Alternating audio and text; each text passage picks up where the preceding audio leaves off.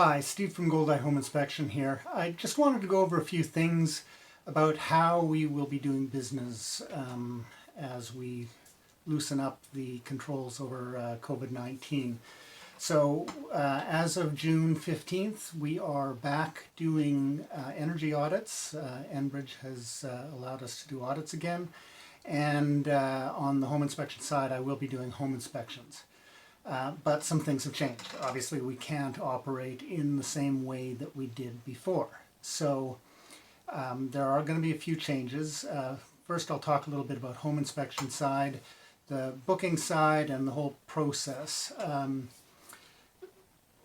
Typically, I prefer to have clients with me as I do home inspection so that I can explain things to you. I can show it to you. It's easier to explain, to show exactly what I'm talking about. And I just find that's the best way to do it. Under the circumstances we face now, though, we have to reduce contact as much as we can. And so I'm recommending, I won't say it's a hard rule, but I am recommending that clients not accompany me during the home inspection.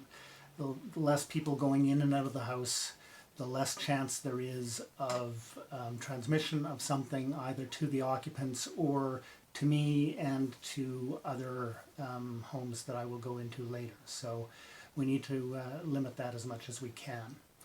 So that's one thing.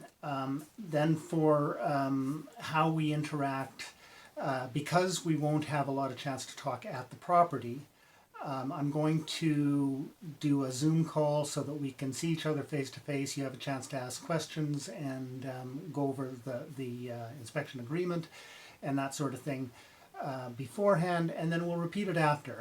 And specific questions that you may have about my findings, we can talk face to face again and go over those. So just a little bit different way of having communication, but we'll still maintain as much communication as we can.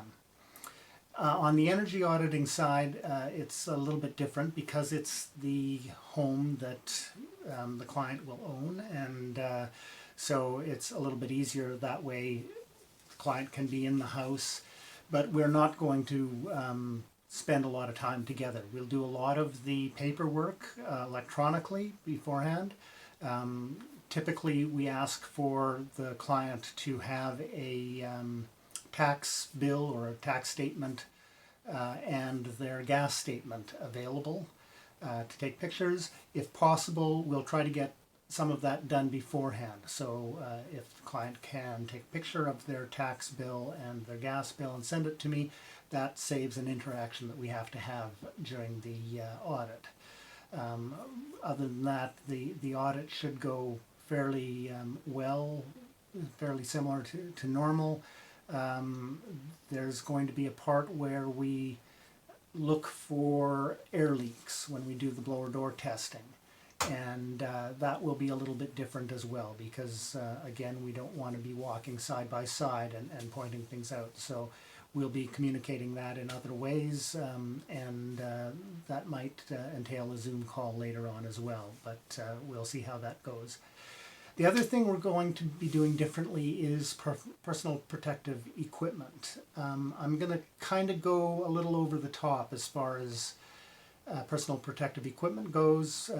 I'm going to wear more than would be necessary probably, but just to go that extra mile and be safe. So first of all, we'll be wearing a mask, this kind of surgical style mask. It's not an N95 mask. I prefer to keep those in the hands of the frontline workers, the first responders.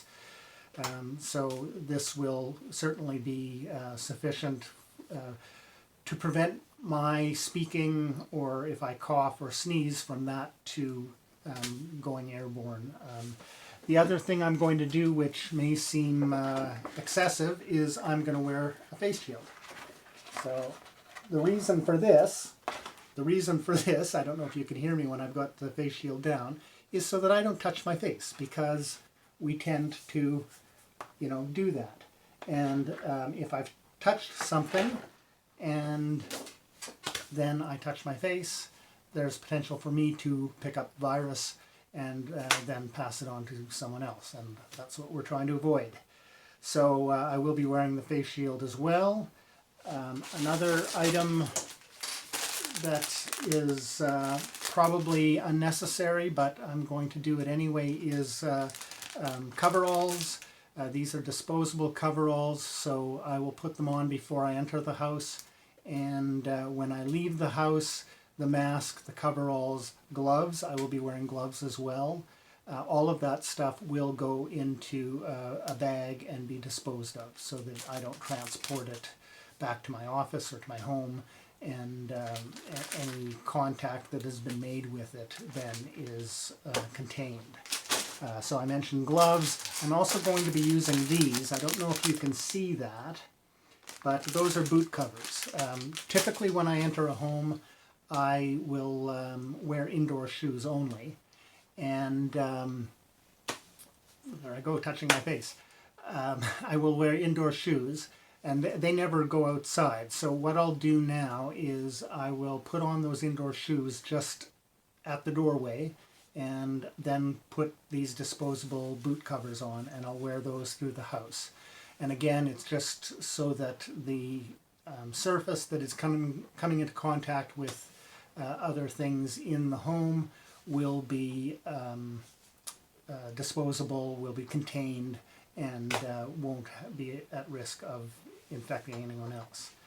And then finally, I have to, as part of an inspection, operate doors, windows, things like the electrical panel and the furnace. I have to make contact with them. So I will be carrying around disinfectant spray and wipes, and will try to wipe down everything that I come into contact with as I go through the home.